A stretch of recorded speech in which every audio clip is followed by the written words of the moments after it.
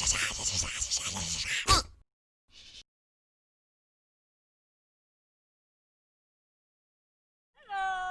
evening, ladies and gentlemen, and welcome to another nerdy episode of another nerdy talk show where we talk nerd. I'm sitting here tonight in Florida, a day after having a panel at LooneyCon, which if you attended, thank you very much for doing so. So yeah, that happened. Hey, Nicholas Rogers, welcome to the chat. Who's ready to talk nerd? I am. I definitely am, so yeah. As usual, I'm usually not alone. I'm here with my usual guests, or co-hosts. Bright Idea and her... Oh, wait. You've been promoted. Sorry, I got the wrong... Where's the... It's black. It's too dark out. What the heck? Why is it not? Okay, there we go. Anyway, I'm here with Bright Idea and her boyfriend, Lawrence. Yeah. So, Lawrence, what do you have in your head? What do you have? Happy to be here once again on a Sunday evening. Hello, Internet. Just as always, happy to be joining all of you. All right, so yes, as usual, I have the number there. Thank you for that, Nicholas Rogers. Going to jump in. So yeah, Jablonski's probably not going to be joining us tonight. He's not going to be joining us for probably a while due to him starting school tomorrow. Good luck on that. And yeah, yes. So, where do we begin tonight? I guess I might as well get the big elephant out of the room about this week. It was announced about after Universal being Disney's canary in the coal mine. Apparently, they are opening Magic Kingdom on July 15th and the 17th. Okay, so here's how it goes. Apparently, Animal Kingdom and Magic Kingdom are opening up on July 11th, I think. Actually, I'm sorry. Hold on. I have to look this up. Quick, Bright, do something. Hello? What? Sorry, Wi-Fi cut out. Hold on. Okay, never mind. Put the camera back. So, sorry, didn't catch what you said after Magic Kingdom. Never mind. Apparently, the Magic Kingdom is going to be opening up on July 11th, as well as Animal Kingdom, and on July 15th, Hollywood Studios and Epcot will be opening up. So, yes, that's going to be happening in a month and a half. I don't know what it means for me, whether or not I'm going to be back instantly or not, because they're going to be doing asking for a lot of the senior guests to go in first or something like that. Those who've been full-time or something like that, which is crazy. Yep. I do need to make the announcement here. I get back in there, and the next opportunity I get, I am going to be going full-time at Disney. So that means I'm not going to be able... I might have to move... If worst comes to show, I might need to move the day we have the stream to another day if needed. But, you know, that's just me. Yeah. Now, as far as Disney's Hollywood Studios goes there, my family was there opening weekend. It'll always be MGM to me. Actually, it's funny. I actually got a shirt that was given to my sister that said, apparently Nicholas Rogers joined the Discord. Welcome to the Discord, man. If you want to do a call and just stream voice chats public and the ants thing there, we can bring you in for like a couple of moments. My sister got me a shirt that said with like the Earful Tower on it, and it said I'm still calling it MGM. Yeah. No, I'm still disappointed they closed down the Great Movie Ride rather than updating it with modern movies. That would have been cool. That's hard to say. I mean, like, it could have been kind of like a snake shedding its skin. Right, Nick, we don't call you. You have to enter. If you want, like I said there, if you want to join into to be brought on for a couple of moments, you got to go to the Ants voice chat and stream voice chats public room, and then maybe we might bring you in midstream. Anyway, yeah, like I went on, and my only thing was that you had to you had to get a good audience and a good actor to make it work, and that was the hard part about it. But yeah, it was I went on there a couple times. It was really good. I actually have a shirt from the from the week it was closing, and it was crazy. But now it's what it is now. So yeah. Awesome. Once again, if you would like to join in, and you have to go to Stream Voice Chats Public and then go into the chat room for Ants, my friend. So Yeah, we don't call you. You call us. We'll do lunch. We drag you into the Ants chat so you can be on the show for a little bit. Join us. Just as earlier spoken there. Last week we interviewed Jackie Naaman Jones Jr. Yeah. It was a real pleasure to have her on here. She had a lot of fun. The interviews on our YouTube page, so on and so on. But yeah, it was a lot of fun. There, it was a lot of fun. That was a real treat interview. Next month we're going to be having the person who made Manos Returns coming in, which will be a real treat. Because I saw it. You guys saw it recently too, right? Yeah, we saw it last week, I want to say. I think we saw it on Wednesday, but I'm not sure. Okay, so We definitely saw the movie. We loved it. did you guys get like it's an improvement. Did you from guys? The last one. Yeah, did you guys get like an Albert and Costello meets Manos kind of feel to it? Kind of. Sort of, yes, very much so. Yeah. It took me a while to get used to New Torgo. Yeah. At first, I was like, it's like the Doctor Who syndrome. David Tennant leaves, new doctor comes in, he's like, oh, I hate you, you're not my doctor. Yeah. It's like, oh, I hate you, you're not my Torgo. Yeah. And it's like, okay. You imposter, you're not Torgo. Okay, no. Okay, you're growing on me. Okay, I like this Torgo. Yeah, it was more likable Torgo. Like I was questioning how he was still alive because in the first movie he's dead. Jackie actually answered a question. I was gonna ask this on the channel. I'm sorry, during the interview, but Cruiser asked my question. And he said apparently the Master just brought him back because he likes messing with him. Yeah, because in the second movie, well, I'm not gonna say anything, but it makes sense and it kind of explains why Torgo came back to life. Oh, we could use comic book rules. Oh no, my favorite character died. Don't worry, they'll get better. Yes. Well, he wasn't really a human. He That was only a temporary condition. He's been actually wanting me to watch. Again, the Master's mom. He's been actually wanting me to join to watch Rise of Torgo, but apparently I saw that. So when he told me to do that, I looked at the trailer and I saw what it looked like, and we were gonna be doing I forgot what we were gonna be doing. We were having a screenwriting session, a script writing session, and I was gonna tell Cruiser, do I really have to watch this one? And he said, but apparently he saw it and he said, yeah, don't watch it. It's pretty bad. I'm like, what do you expect? It was shot on Shitio, like freaking. If you don't know what that means, it's basically one of those. Shitio. Shot on Shitio is one of those movies that was like clearly made on like a home movie camera, like not professionally. It kind of has that same feel as like Blair Witch in terms of visuals and everything like that. Yeah. If you want to know the difference, try watching Criminally Insane and then Crazy Fat Ethel 2. You'll see the difference. Crazy Fat Ethel 2 is shot on Shitio, and the original one's good. Crazy Fat Ethel's a good movie. I don't care what anybody says. Oh my god. I'm going to tell you this one more time, Nicholas Rogers. If you go to the Stream Voice Chat's public room, go down to the Ants Voice Chat, you may have a chance to come on. If you don't see it, scroll down, probably open the categories to see if you've missed it. So I want to get a bunch of Torgo cosplayers together that can play musical instruments and form a band called Torgo and the Torgos. I see. There actually was They all have to sing, and that's Torgo. There actually is a Torgo band.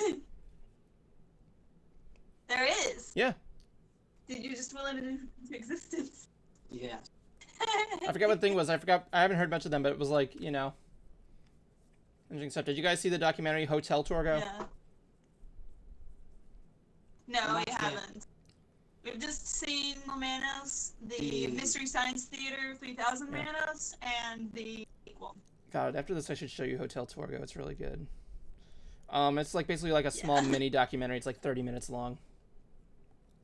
So, yeah. Nice. I did like the fact the mother from the original one came back as well. Yeah. That was really good to see. I don't think that was her, though. I think that was just another act. My question is, what the hell happened? No, it was. IMDb says it is. That was her? That was the actual actress? That was. IMDb said it. Dang. My question is, what the hell happened to Mike? I know the actor is dead, but like, what happened to Mike? That would have been. What? I think he was one of the writers. He might have been one of the writers. I'm not sure. I'm if double he was in checking. the- JJ, Hal Warren has been dead for a long time. If not, he disappeared. Eh. Yeah, but it was such a blast interviewing Jackie, and the other day she accepted my request on Facebook, which I was like, yee! She hasn't accepted mine yet, but it's all right. Yeah. She'll get to She'll it. get there. No, seriously, man, Hal Warren is dead. He's been Hal dead. Warren? Yeah, the guy who originally wrote the original Manos, The Hands of Fate, he's dead. He's been dead for like years. Oh. If not mysteriously disappeared. Yeah, Harold. Or Harold Warren. Sorry. He died in 85, but he's in the IMDb credits for Manos Returns, which is weird, because, like you said, he's dead. What was he credited as? Checking. It had to be like a base. Well, he's doing that. Oh my gosh. I love how, like, when you're looking down, you can really see fully.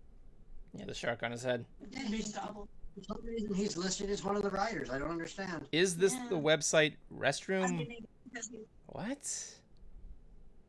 I Yeah, haven't. Harold P. Warren, character writer, uncredited. So maybe he helped create some. No, what that is, what that is basically he's they're crediting him as the guy who like created Torgo and the Master and the little girl and everything. Yeah. It's kind of like the equivalent. Alright. It's like the equivalent of Yeah. like going to a modern day Star Wars movie and they say based on the characters created by George Lucas and kind of things. Okay. Yeah, that makes a lot of sense. So he didn't have anything to do with the sequel Obviously. because he's yes. dead, but Very. he created the original intellectual property. Yes. And it was- Which, I mean, holy cow! Learning that Manos has the longest sequel gap in history, like that's some of the records. That's awesome. I'm sorry, I just used to. I don't know what Nick Rogers is trying to do. He's trying to speak to us. I know. All I have to do is just go to Discord, I go to the suppose stream. longest sequel gap. Oh, both. I'm just getting to this software. You don't need to download software, man. You just gotta join the Discord and go down to Ant's voice chat public in the room. I can't do screen share with you, man, because if you do, you'd see all my like keys and everything. Yeah. He's in the Discord group? He's in the Discord group apparently, but like apparently he doesn't know how to get onto the Okay. stream voice chat. I'm not trying to be mean or nothing. I'm just saying. Anyway, No. Anyway, like yeah, so we got Just through making that. sure. But yeah, he wants us to watch. Cruiser wants us to watch it again, and as well as research the director, because the director of Manos Returns is going to be coming next month, June 14th, I believe. Mm-hmm. I'm trying to join the chat. Cool. Go to Discord, Ants. I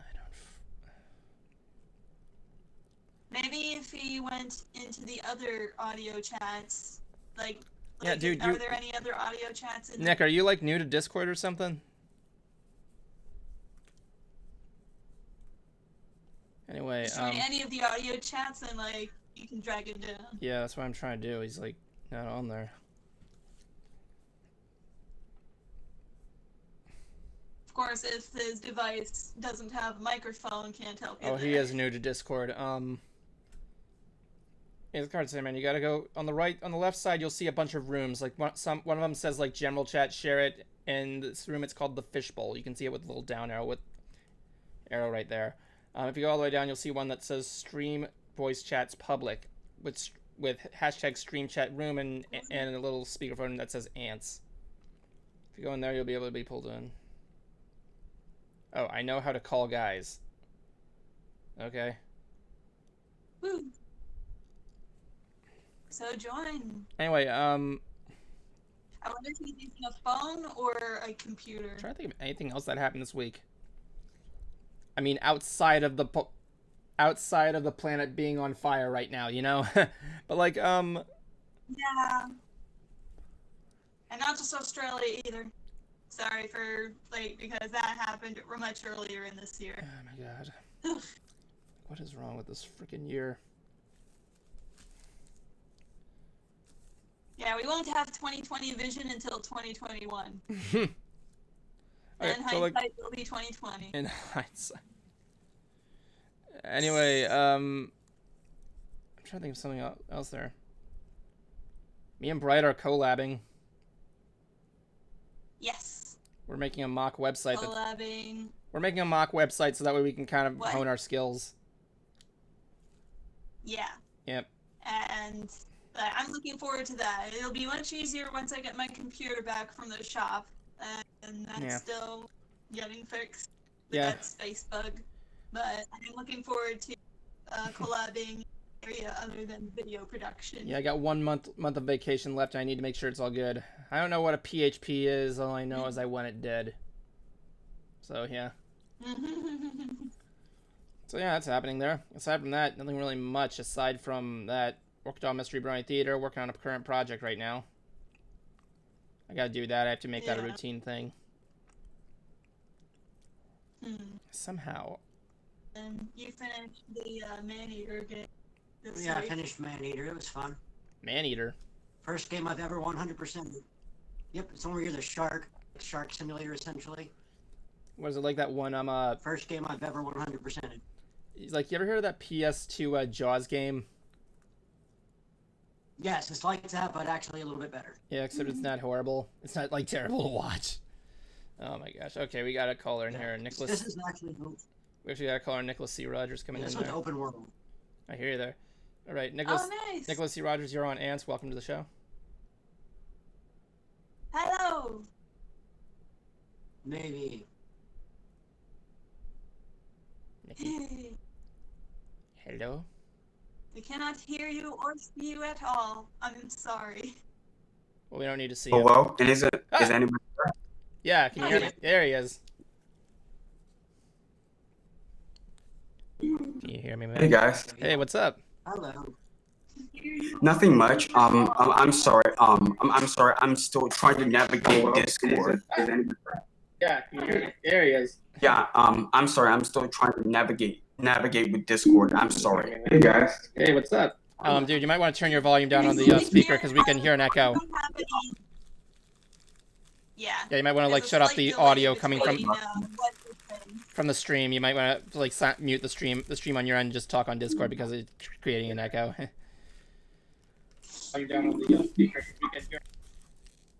Sorry about that. Yeah, it's okay, man. It happens. That happens all the time. I mean, like, did you see this? I did a panel this weekend at LooneyCon, and that made things worse for me. So you know.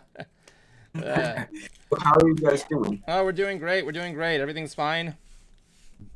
I'm not in any crucial areas right now, but you know. Staying healthy. What about you? Where are you coming from, Nick? That made things worse. Hmm? So, you know, Where are you coming from? What did Nick? you say? I said, where are you coming from, Nick? we're doing great.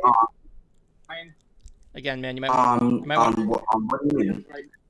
I'm sorry. Where you coming from, Nick? What do you mean? That made things worse. Okay, first of all, Where are you calling from? hold on a second. Upright. You're asking me where am I from? Yeah.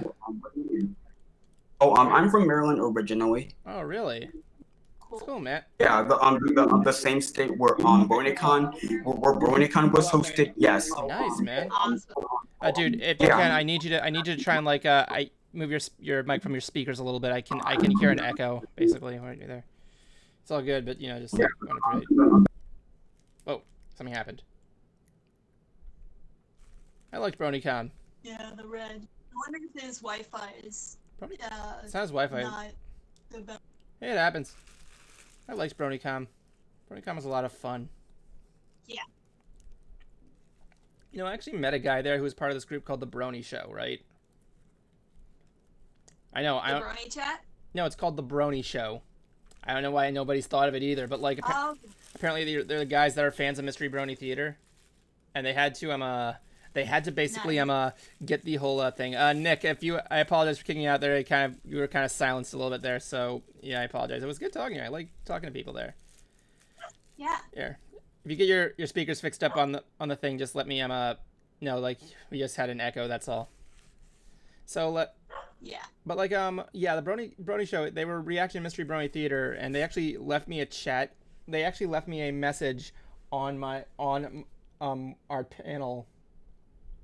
Apparently, I now need to Yeah. Apparently, I need to get a new cord for my phone because this long wire is starting to bail on me. I've only had it for like 2 weeks. Anyway, Oh no. Anyway, they asked me this question here. Where is it?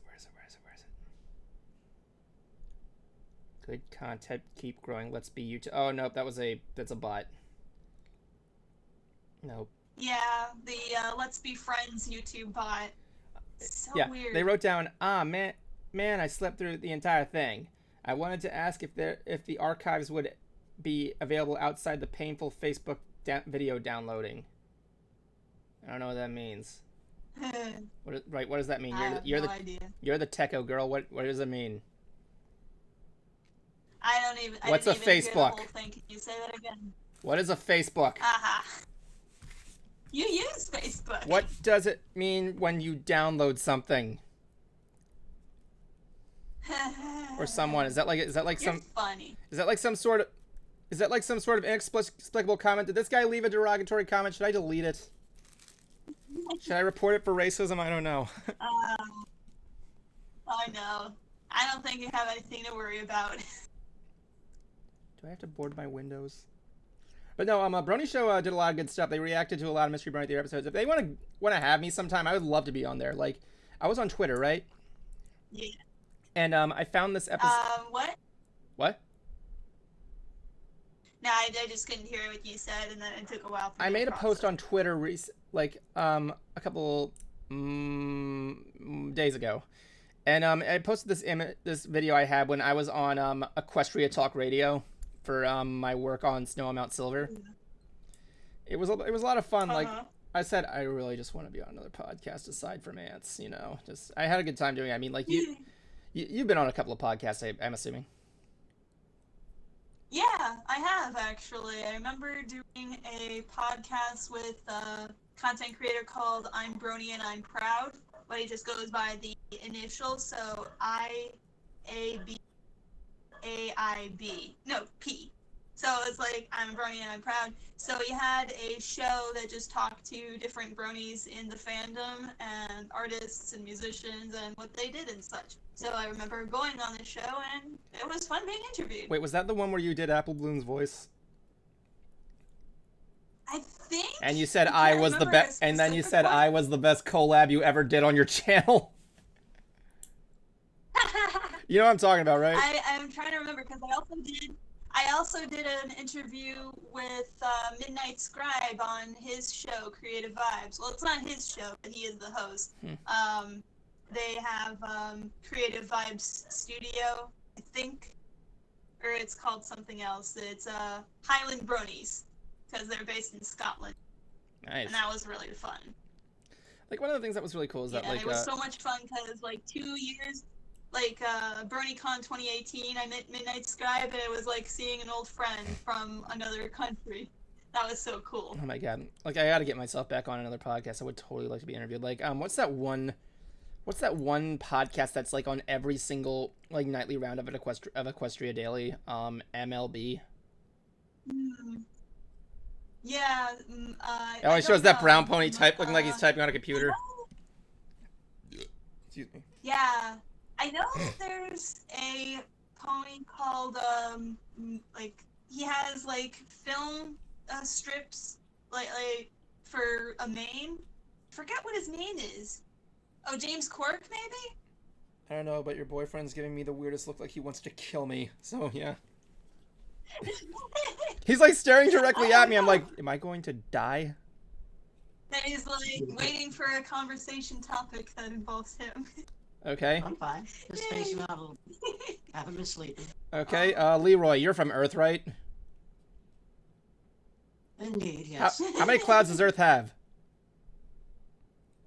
How many clowns are clown? I'm the one asking the questions here for the private conversation. Well, not so much private, but more or less the conversation. And what kind of clowns? Are we talking mime, circus clowns, hobo clowns, happy clowns, scary clowns? Yeah. I have no idea where that question was going. I was imitating a Space Ghost sketch. I remember Yeah. there was the Space Ghost. I haven't seen a Space sketch fully, but I remember one time seeing an episode where Jim Carrey was being interviewed. That was hilarious. He was on Space Because Ghost? if it's hobo clowns, there's far too many. Or far too few hobo clowns. Hobo clowns are the epitome of clowns. Oh my god, I got Is this. it epitome or epitome? Epitome. Epitome. They are the best clowns, are the hobo clowns. Or the killer clowns from outer space, although they aren't here right now. I love the Killer Clowns from Outer Space. That was so I have to see that movie still. bad yet good. Thing is that, like, I actually It's good. did work for a clown one time, and I learned a lot about it. She actually was Yeah? this girl who was worked with who did some work with Patch Adams, and I learned a lot about her. Like, she had taught me that each clown basically has their own theme going on for them. Like, hers was like beach themed. Yeah. It was really cool. Aw, beach clowns. That's a pretty good niche. I don't know about that many beach clowns. Yeah, she had like a starfish for a nose. It was cute. She did a lot of good stuff. She looked like she was a really nice woman. Also don't know that many female clowns, which is cute. You'd be surprised. I mean, like, it's kind of hard to do that. I mean, like, I mean, the only female clown, the famous female clown I know was from the Big Comfy Couch. That was like my something. God. It's like, wow, The that just girl- popped into my head. the girl who played Lunette the clown. Yeah. Okay, let me tell you a story. Yeah. Let me tell you a story. And then Harley Quinn's a good one. Apparently, the girl who plays, I forgot her name, but like, she went to a zombie walk dressed as a zombified version of Lunette. Oh no. I'm being serious. I'll look it up for you. Wow. I'm gonna look that up for you just for you. Wow. Okay. I'll do it for you because I like you a lot. So yeah. Lunette the clown. A zombie Lunette. No, I didn't want to go into emojis. God damn it. I remember seeing those videos when I was little. I gotta see if I can find it. I think she had the doll and everything. Yeah, little Molly. Yeah, she was a. Is that what her name was? Little Molly? Well, I know the doll's name was Molly. Hey, Nick, I see you there.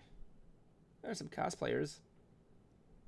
Why is that guy wearing roller skates? Anyway, I'm trying to find it. Yeah, it's okay. When you find it, you can send it to I'm not gonna be able to find it. Like, I don't know what she's doing now. But like, she was I don't remember anything about that show. Honestly, it was like yeah. Yeah. I remember she would do the thing where she lies on the floor and she becomes the clock, where like her hands become the second minute hands. So she did all the way around. Apparently, she was on a CBC comedy podcast called Lunette on Creepy Clowns. It was like 22 minutes, and apparently this was posted on October 9, 2016. It just shows her holding a chainsaw. So it was clearly an interview. Wow. She clearly has humor. She's basically has humor about the whole Lunette the Clown thing. I wonder if. I mean, that's very important when you're a clown to have a good sense of humor. I mean, I think the better question is, where the hell is that couch? Yeah. I totally. What happened to the couch? Did it get sold? Did it get ruined? What happened to that big comfy couch? Okay, Nicholas Rogers says, "Hey, you in the tank top. What's your name again?" Well, I'm the only one in a tank top, so I'm Annette, also a bright idea. How are you? I think I know where this is going. Anyway, I'm What the? Oh, it's just. I looked outside. I thought something. We got introduced at the beginning of the topic, so. I looked outside and I thought I saw a coyote. It was just a guy and a girl on a bike and a skateboard. I'm such an idiot. Oh, damn. Maybe you thought it was Wile E. Coyote. Oh my god, my dad went outside one time and saw these coyotes, right? He said I'm good. Really? He said I'm good. Anyway, the thing is that like okay, so he was outside, right? Now you obviously know there are coyotes in Florida. I haven't seen them, but yeah, it's like in the back of my mind, okay, there are coyotes in Florida. I saw an albino one. Like I was in the it was like 3 a.m. I wake up in the middle of the night and I hear this noise out there. It was like, I don't know what it was. It was like or something like that. Apparently Nicholas Rogers says I'm 22. Cool, man. Okay. Nice. The thing is that like I'm like, is that what the hell is that? And I'm like, wait, is that a coyote? And next thing you know, I hear the door slam open and my dad just shouting, clapping his hands, and they just spook him away. I'm like, well, I think that answers my question. Like, I saw an albino coyote one time, and they like to howl. They do howl at the moon sometimes. It's really cute. Wow. I mean, how long? I passed a possum once when I went out for a walk. Yeah. Yeah. An 8-mile walk in the middle of the night. And I just saw something coming at me on the sidewalk, and I stopped. I didn't move. And it passed within a foot of me, and I looked down and go, well, hello there. It stops, stands up on its hind leg, turns around at me, and does this, then keeps walking. I said, well, hello there. It stopped, waved, and then continued on its way. And Are I'm you like, well, serious that that possum just like friggin' said hello back and left? Oh my god. The possum Disney'd me. It's like, well, that was some Disney quality stuff right there. God, The animal possums. greeted you after you greeted it. It was weird. Yes. Like, I hate. Possums are weird. I think it's the mouth, how they have those like teeth and everything. Like, I remember I was in my kitchen in my old place, and I was reinstalling stuff, programs on my laptop, and I see one walk past the screen door. I'm like, holy fuck! Oh, and that's It was so crazy. But yeah, we have a lot of weird animals here in Florida. We have like armadillos, wild boars. We have all kinds of stuff. It's like crazy.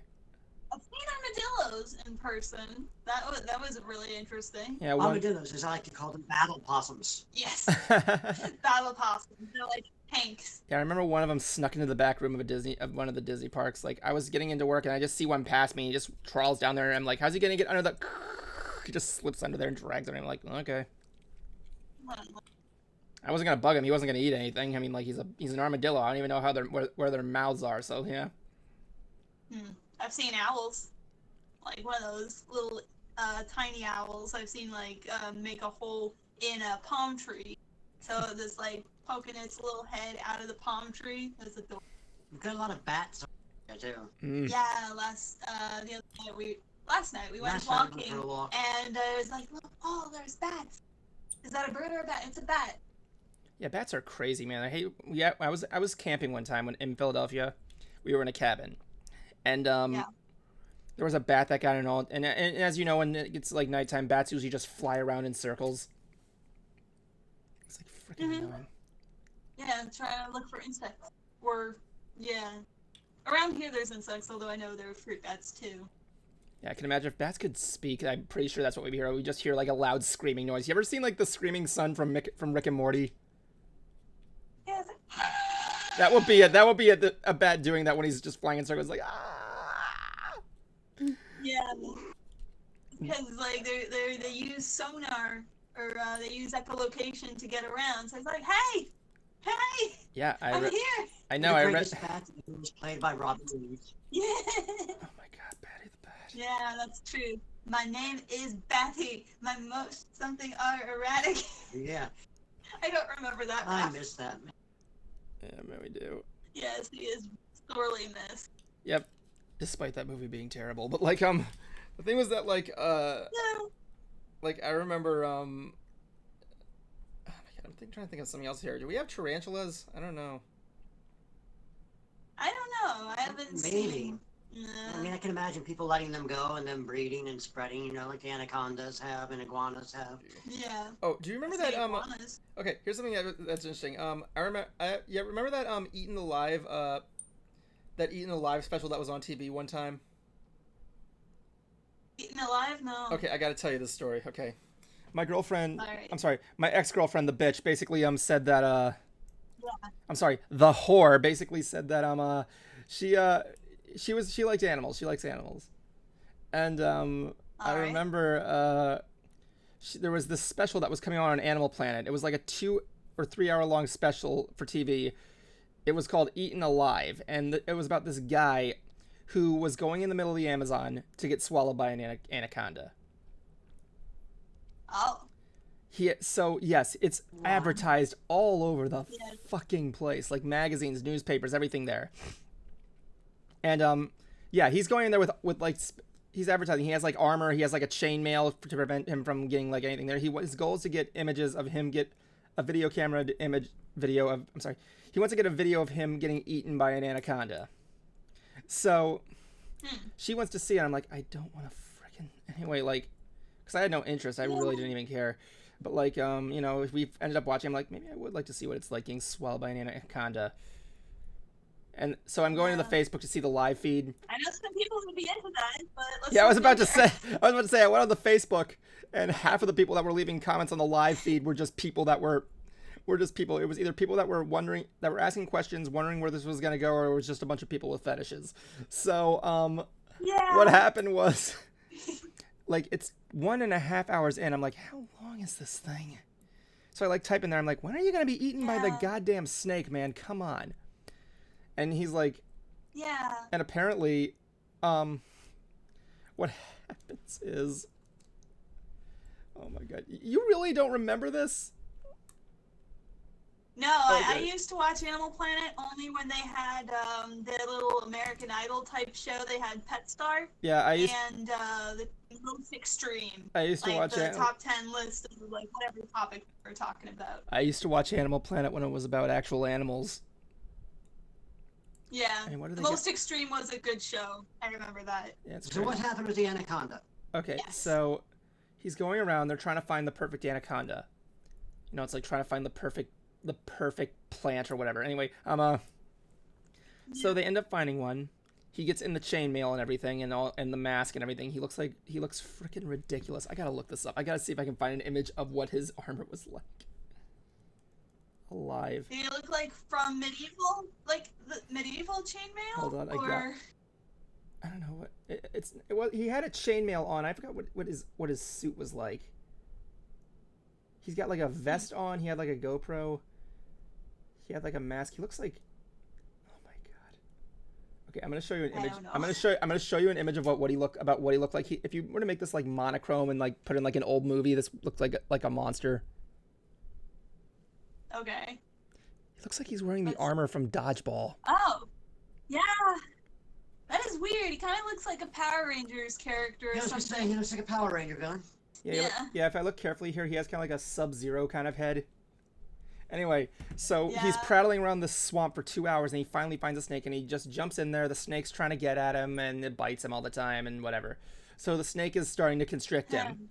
The snake is starting to constrict him. And, Okay.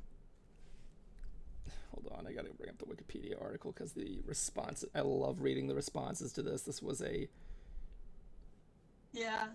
documentary special. So, I missed. what happens is everything's going fine, and then he says, "Okay, we need to stop. She's gonna break my arm." So, yeah, they end up getting him out, and behold, we just wasted 85 minutes waiting for a guy to get eaten by a snake, as per advertised, and he doesn't get eaten by the goddamn snake. Yeah, I mean, if you're going to, like, have a plan to get eaten by a snake, you don't, like, wuss out if, like, he's gonna break my arm. What did you think was going to happen? According to this, I'm reading this here, the stunt itself was called off due to safety concerns. But the snake did attack. After its premiere, Eaten Alive was widely criticized for false advertising. One critic compared the special to The Mystery of A.I. Capone's Vaults, which was a television event that ended up Al Capone? with disappointing outcome that did not meet promoted expectations. Basically, they found Capone's vault, and they found it was, like, empty or something. Oh. You know, though Rosalie stated that the special was intended to draw attention to wildlife conservation and the destruction of the Amazon, the special was condemned prior to premiere by critics of the animal rights group PETA as inhumane publicity stunt towards shock value, resulting in calls of Discovery Channel to pull the special. So yeah, if you want to make that about saving the wildlife and the Amazon, make it about that and not advertise that you're gonna be eaten by a fucking snake. There are way better plans they could have had to talk about conservation than getting eaten by a snake. I gotta look this up. Is it on That YouTube? just seems like poor planning. I gotta look this up if this was live. Thanks for spoilers. Nobody's gonna be wasting their time watching that. Yeah, That you're sounds welcome. Like an idea that was come up with while they were high. Yeah. You know, it'd be really cool, man. Yeah. If I put on chainmail and like totally went and got eaten by an anaconda, dude, Yeah, that'd be dude. awesome. Oh. like I'm trying to What a look way at to this go. stuff, and it's just like it's just this is a Photoshop image. It's like like I don't care if I spoil this for anybody. It's like it was a stupid special. It wasted an hour and a half of my time. I'm like, Yeah. it was midnight when this thing was over, and it started at 9. I'm like, you made me stay up to watch this. Come on. Another big thing. Round of applause to the bitch. Anyway, basically, but yeah, like everybody in the Facebook group. Oh, that was the best part of the special. Everybody was mad. Everybody was not happy. It's like watching a train wreck, and it's like, hey, look over there. Look what's happening.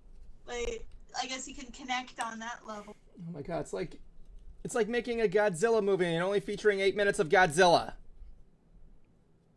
Yeah. Yeah, you know that was. That was a reference to that 2012 one.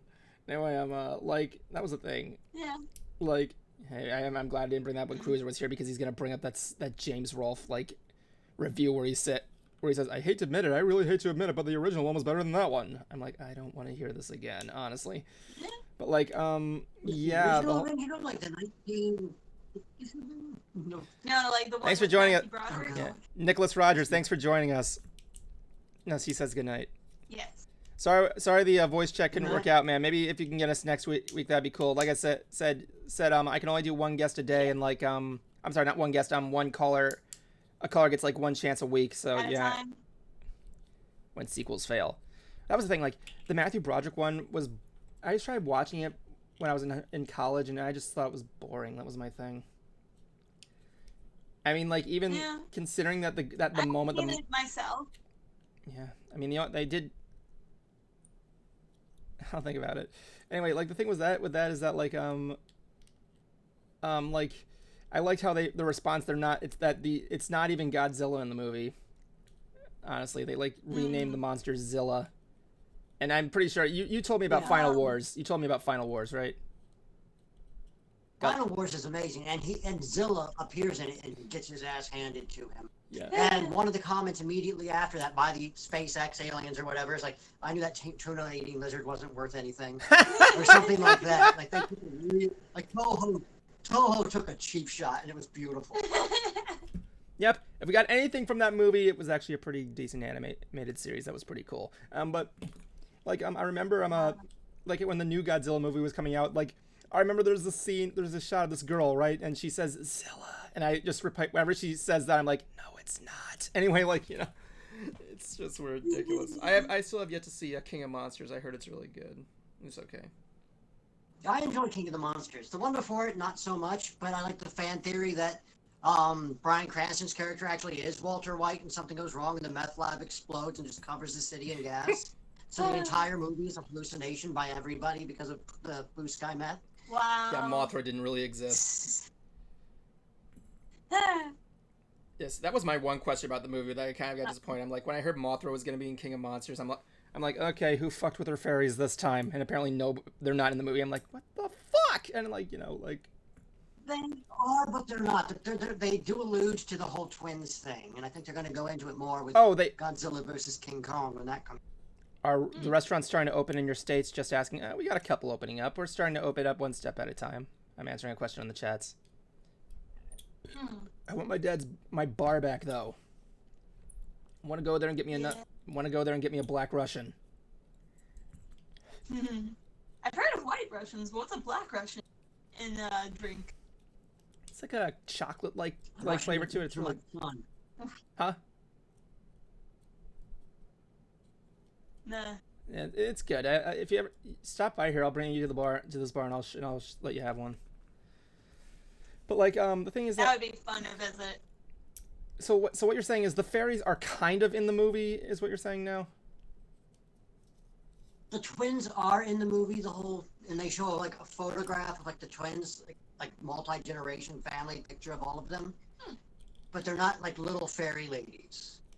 Well, that's what they were. I mean, but they definitely have the music. Well, they have something alluding to them. I didn't hear that. All I just heard is that the fairies weren't in the thing. And that's the only thing I know about fairies, but they do. I'm sorry? But her music's in there. Mothra's music's absolutely in there. Her like orchestral theme, it's in there. And I've been playing since I was in the 80s. I'm a little kid. And I was just like, I heard her music, and I'm like, oh, yay! As long as we got more, as long as we got more giant monster fighting. The other thing was, doesn't Godzilla work with the military in that movie or something like that? Not really work with them. The military kind of uses him in a way. It's hard to explain, but it's Like really it's collaborate well with done. It's well done. They do it well. Yeah. Yeah. I just wanted to go there and see Ghidorah and King Ghidorah and Godzilla just duke it out, especially with King Kong being his next opponent. I mean, I hate calling him King Ghidorah. huh? What do you call him? I just call him Ghidorah because when you say King Ghidorah, it sounds like Dora the Explorer in Yeah. Bondage. Oh god. Fine, then Yeah. you could always take the weeb King route. Ghidorah. You know, you could just take the weeb route and just call him King Ghidra. Ghidra. Or you could call him Monster Zero. Mm. Oh, BS on that Monster Zero shit. Come on, man. Monster Zero. Monster Zero was not. What? I don't remember much. I actually don't remember a lot about Final Wars. I'll try and catch you guys later if you can. Also, you also call me on Discord if we have trouble. Like today, I'll answer. It's all good, man. It's no problem. Thanks for joining us, Nick. Yeah. The thing is that like I haven't seen Final Wars in years. I mean, like I do have Godzilla versus Megalon on my shelf over there. Yep, and I just like all of the old movies. They're just fantastic. All the kaiju stuff. Oh my god, was Final Wars the one where Gigan gets chainsaws for hands? Yes. Oh my god. Pretty sure that's the same one. Oh my god, that's. Again. I wish we would have at least gotten at some point Godzilla versus Gamera. That the two studios would have worked together and given us Godzilla versus Gamera. What is Gamera? Giant space turtle. That. Okay. Yep, giant space turtle that saves the would've been world, cool. likes children. Okay. That's not even a joke. That's what he does. Gamera harms everybody but won't fight anybody, but if children are in the way, he will not harm them. He has a theme song and everything. Wow. But like, yeah. I'm thinking of like how much Gamera sounds like Gamora, so I'm imagining Gamora meeting Gamera. Or Gamera? That's alright, I hear the Bible story of Sodom and Gomorrah, and I'm imagining a giant turtle destroying the city. Yeah! Sodom and Gamera. Gamera. Sodom and Gamera. I'm gonna Google that right now. goodness. Sodom and Yeah. It has to be a Alternate thing. Bible story. Oh goodness. This is gonna be horrible. Did you mean? No, I absolutely meant Sodom and Gamera. Did you mean Gamera. Sodom and Gomorrah? No. No. I meant Gamera, the giant space turtle who loves children. Yeah. Wait, how do you spell Gamera's name? Or what about yeah. I don't know. I got nothing. It's I got nothing. Gamora. I got nothing. But It yeah, also like that sounds would like be cool. Gamera. I would love to see Gigan in an upcoming movie. I mean, like, let's just face it. This is leading. They're making the cinematic universe, and it is going to lead up to a remake of Destroy All Monsters. That is going to be the result. Ah. Yeah, because the next one is Godzilla versus King Kong, from what I'm hearing. Yeah, my guess is whether or not they're going to keep the original ending or not. I want to also point out that I have seen that movie, and it's really funny. What's funny is that What, the black and white Godzilla versus King Kong? no, I didn't. It wasn't in black and white. It was in color. It was the first Godzilla movie in color. The one I had is in black and white. Maybe it was colorized. Maybe. Funny enough, it actually wasn't originally meant to be Godzilla versus King Kong. It was actually, believe it or not, the original idea for that was Godzilla versus Frankenstein. Frankenstein is way smaller than Godzilla, though. That would have been Well, interesting. so was King Kong, but they made King Kong bigger. But they'd have to make Godzilla or Frankenstein a lot bigger.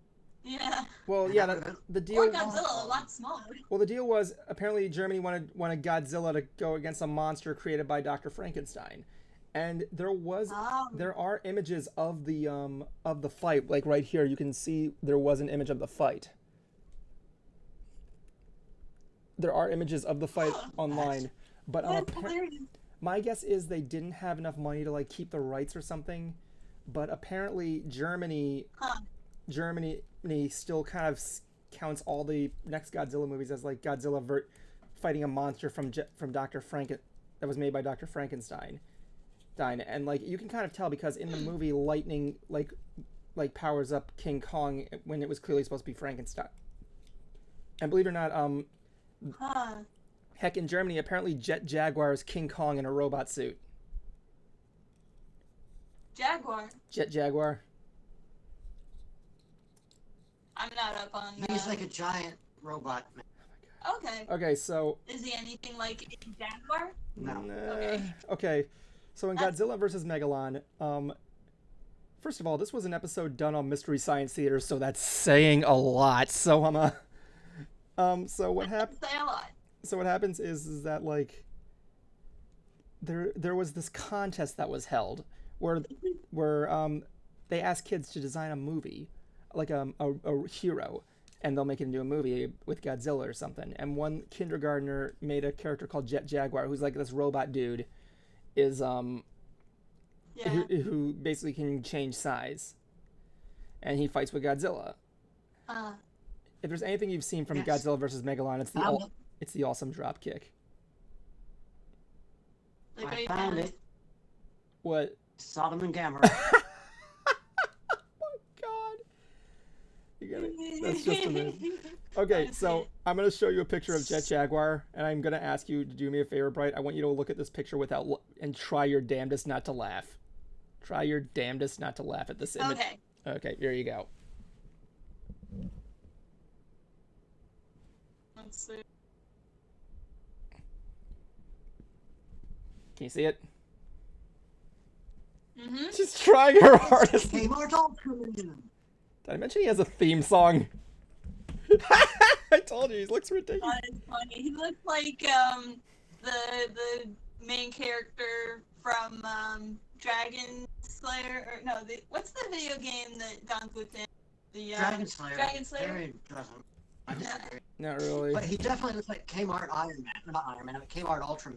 Yeah. He does. He was. We clearly see like robot movies like Ultraman and Spectre Man were like huge back then.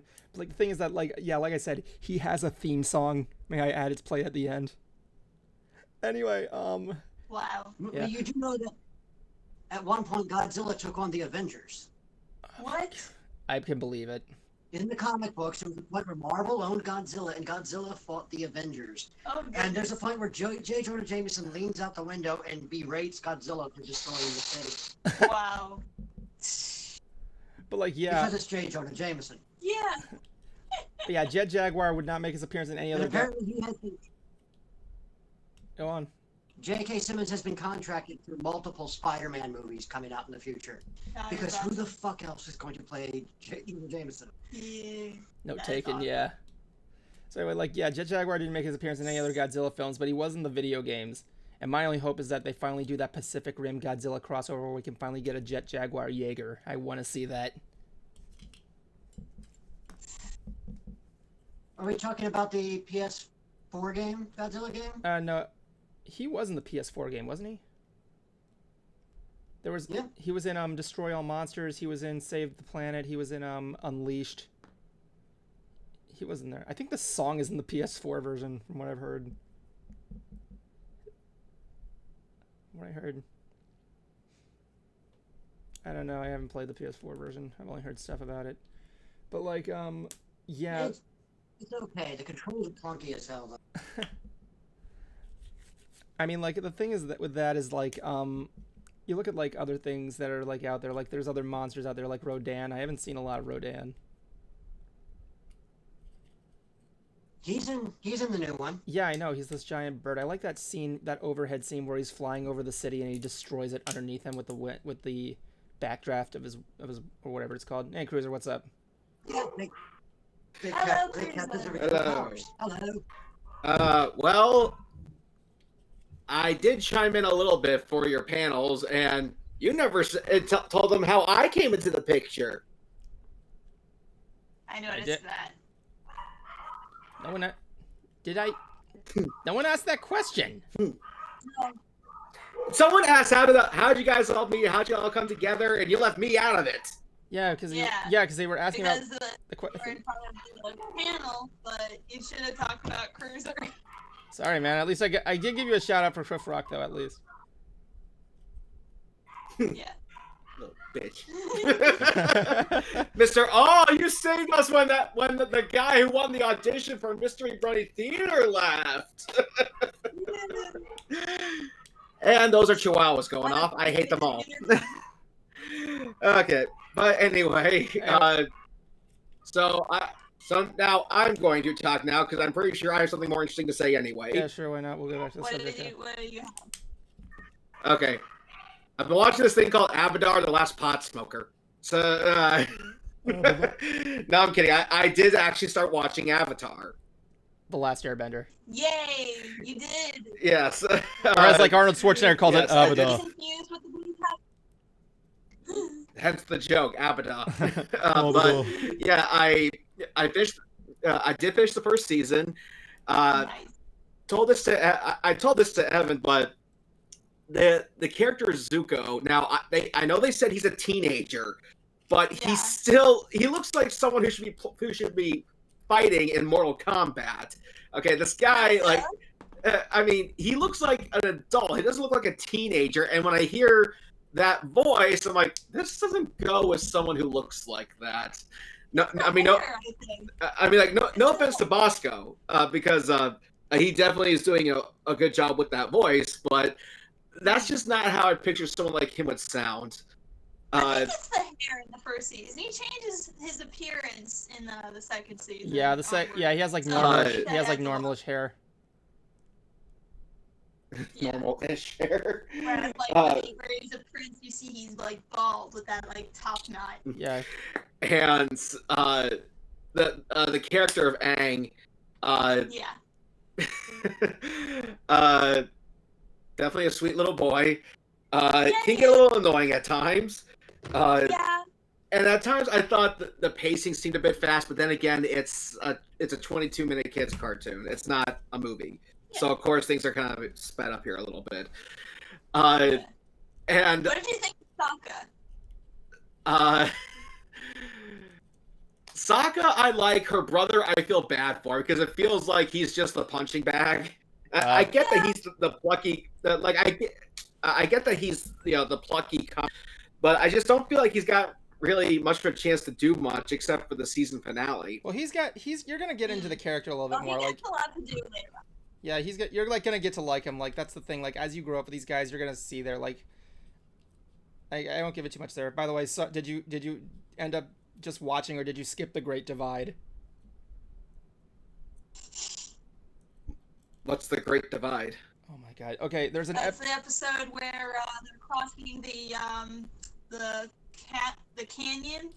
Like they're crossing through with these two groups of people. Oh yeah, I did They're see both that. Earth Kingdom. So yeah. You didn't That's skip what the Great happens. Divide. Oh my god. No, Why is it the? there was a whole lot of that. Let me explain. Why was that? Sokka was great in Dragon Quest. Let me explain. Yeah. Let me explain. The Great Divide is unanimously one of the worst episodes of the entire show, basically, because it literally adds nothing. It adds nothing. Yeah. And they do so much. Wait, no, Sorry, go on. hold on. Are we talking about the episode where it has the voice actor for Robin from Teen Titans? I have no. The Great Divide was the one where Aang says these two groups are fighting because a long time ago there was a ball that they fought over or something. Yeah, I did watch that. I did watch that. You did. Wait, you didn't? You didn't? And no, I did. Why would I skip it? Because you Yeah. okay. It's one of the episodes. It literally is not gonna come back anywhere. Like, here's the thing: everything in all the other episodes, they will play a part. The Great Divide is the only episode that literally doesn't add anything. You could. And in that case, the only one that could be considered filler. I really don't care, to be honest, because there's a place for everything, including filler. Just as long as it's good and entertaining, that's all I really care about. So if anyone out there is still complaining, they can bite me. No, even the show makes. I will say even the show makes a jab at it at one point of the upcoming seasons. I won't tell you how, but it's really funny what they do. I know something about a play episode. Yeah, that's their flashback episode. But anyway, one thing though I noticed in the season finale, I just started the second one, was that one princess who, okay, what's the name of Sokka's brother? Sokka doesn't have a brother. Is the brother, and Katara is the waterbender. Okay, so Sokka is Sokka is the guy with the boomerang. Point, Evan, don't. Okay, Evan, don't. Just don't. I'm answering your question, man. Come on. Okay. But anyway, I saw in that episode the girl who in the live action movie had the penis hair. Yeah, it's and Princess Yue. And guys, I'm sorry, but you cannot blame M. Night Shyamalan for this one. It looked like a penis in the cartoon. It looks like a penis in the movie. I'm sorry. But it's way less noticeable in the cartoon. Yeah, dude. You notice it now. I looked at it recently. You notice it now. Yeah, it does. It looks like a penis. Yeah. But so far, yeah, I am definitely enjoying it. Curious to see where season 2 is going to take me. I do know. I'm up to the part where Zuko and his uncle just ended up like dancing for money in the streets. Yeah. Yeah, that's where I'm at right now with the series. Okay. Yeah, when you see Zuko sit, did you meet Azula yet? Who? Did you read Azula? She's Zuko's sister. Yes. Yeah. Yeah. Oh my God, she is the most. Yeah. And I also just met a circus performer as well. Oh, she's funny. I like her. Yeah. Okay. Yeah, she's one of Azula's gal pals. And let's see. So here's see where the series is gonna take me. So, but anyway, moving on. Let's as you know, we had her last week. Jackie, Naaman Jones. We're also kind of buzzed with excitement when we had her. Oh yeah, we were talking about that earlier. Yeah. Have you guys had a chance to watch the sequel yet? Yes, this week. Okay. Shut up, I liked it. What? Evan's like. It took me a little while to get used to New Torgo. Yeah. Like I told Evan earlier, it's like the Doctor. Yeah, we had a whole conversation about the Manos thing. You're not my doctor, I hate you, and then you get used to him. Okay, I like you. Oh, Nice. what's that? The new it's Torgo. that Yeah. picture. So, yeah. by about the midway point, he had really grown on me, and he's like, okay. Okay, you were Torgo. New Torgo's cool, I accept you.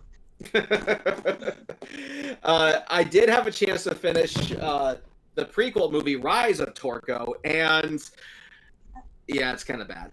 Yeah, I was telling them that story. Like when we were doing the script writing thing, I just watched the trailer, and when you were gonna come in, I was gonna say, "Cruiser, do I really have to fucking watch this?" And then, but you beat me to the point where you say, "Yeah, don't watch it. It's pretty bad." It's like just Anthony, it's like clearly clearly a shot on Shitio movie or something like that. I wouldn't even say that, but the issue with Rise of Torgo is I feel like it was made deliberately bad, where the first two they were trying.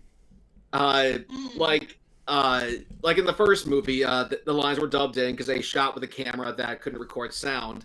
Well, with Rise of Torgo, it seemed like they dubbed in the lines on purpose, just so to have it be their little homage to the first movie. And for some reason, they made the Master gray. Like seriously, like his face is like painted gray. I don't get why. And like, yeah, you could tell they were having fun with it. I appreciated, what they added to Torgo's character. They did give him a backstory, so it's worth at least checking out the backstory. I mean, see if you can find it on Wikipedia if you can spare yourself from seeing it. But it's really not that good. Yeah, I mean, like, sorry guys. With Manos Returns, it was like they were. Speaking of bad movies. Okay, I'm trying to talk. Like the thing was that like with Manos Returns, like I was saying earlier, the thing was like with that, like you said, it was kind of more like a fan project, but it still felt like something new, like something like Albert and Costello meet like Frankenstein or something like that, in a way. Except it's like Albert and Costello meets Manos, only it's not Albert and Costello. You know what I'm saying? That's what everybody's saying, actually. That would've been funny. Oh yeah.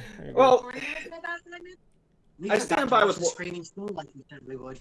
The Screaming what? Skull. Oh my god, Oh, I just Screaming watched. Skull. I He saw. probably hasn't watched Meet the Peoples yet. I just watched this. Did you watch the Screaming Skull? No, we No, haven't. we forgot to. Did you watch Meet the Feebles? I didn't. I forgot to as well. I gotta put that down there. I gotta find time to do it because I've been so busy. Yeah. Fine. If I'm watching Meet the I Feebles, Cruiser, completely you're forgot joining me. about Screaming Skull. Cruiser, you want to watch Meet the Feebles? Yeah. So we're gonna be watching the Puppet Massacre movie. Sure, why not? Yeah. And then doing a review. Seriously, we should do that on live stream, Cruiser. We should go on Twitter. No, I'm not gonna do it on live stream. I was gonna say we could go on Twitch and watch Meet the Feebles, but I'm pretty sure if we did, we'd probably be arrested. So there you go. Maybe. Yeah, because when you're watching a movie and reacting to it in real time, that would be a copyright strike or claim or Does something. anybody even care about that movie? Yeah. Mm. Okay, so I gotta Peter tell Jackson might. I mean, you, Peter Jackson. That's right. He made the movie. Okay, so I got a little bit of Yeah, he directed. Yeah. So I got a little bit of a story to tell you about LooneyCon, by the way. Okay. On Friday night, I was trying to work, but I was too distracted. So I went on Discord to see if I can find some room to schmooze in. So I'm going in LooneyCon, and they have this thing called Lobby, where it's kind of like basically a con lobby where people like to schmooze and talk. I look in there, and there are like 7 people in there. I'm like, no, I'll just see what's going on. I'll just peek in and peek out.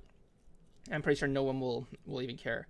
I go in there, and one guy noticed me and saying like, wait, are you that guy from fucking Mystery Brony Theater? I'm like, yeah, cool. You're that. He's like, yeah, you're the guy with the side tail. And immediately half of the room shifts their focus on me. Like they're asking me questions left and right. Wow. And it came to a point where one of the guys who was an admin there had to kick me out because I was kind of shifting away their subject. I'm like, that's fine, man. It's cool. Oh no. Like he said, I had to go to another lobby. I'm like, that's cool. I'm just passing, you know. No, it was the weirdest thing. It was so crazy. I'm like, congratulations. I now know. Horse famous. I'm not horse famous. I mean, like, I come out and I tell the story. I'm like, I now know what it feels like to be Lightning Bliss's Twitter inbox now. So there you go.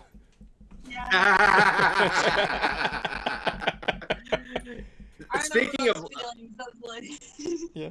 speaking of Lightning Bliss, I know. I guess she recently did a review of an MLP episode. That one with Featherbanks. I can't remember the name, but Featherbangs, where he goes and eats Sugar Bell. Yeah, but the point is, in that episode, there's obviously a musical number there, a musical showdown. Well, I guess she had one for her review, which I didn't see. But however, there was a whole version of this song that instead of it being, it's singing the person singing about Lightning Bliss, like Lightning Bliss, like like a total boy band thing. I'm like, really? Oh, wow. The music was done by a Crusader, who I do like, but this like part of me is going like, please tell me this was just a joke for your review, right? Because this seems kind of ego stroking a little bit. I think it was a joke. It had to be. I mean, yeah, it had to, that's why I'm saying like this had to have been a joke, because I don't think she's the kind of person who would do that. But entertaining. Well, it was Crusader who was being the entertainer in that one. actually reminds me. Who's Crusader? That actually reminds me of this one parody I wanted to do. I actually was at work and I thought to myself, you ever seen the one Mystery Science Theater from their second to last season where they did Reptilicus and they did the kaiju rap?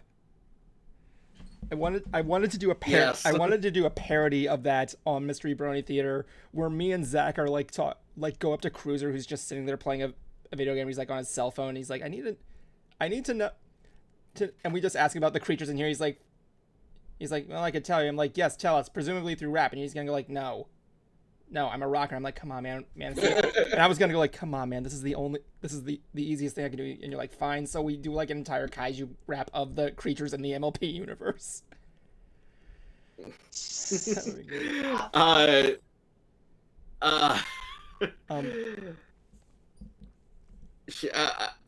Fuck, I can't remember the name of the movie, but if you've seen, like, if you're familiar with, I guess, B-grade schlock, you may have come across this, but I'm a member of this group on Facebook called Horrorholics. You know, people who will just, who just obviously love horror films.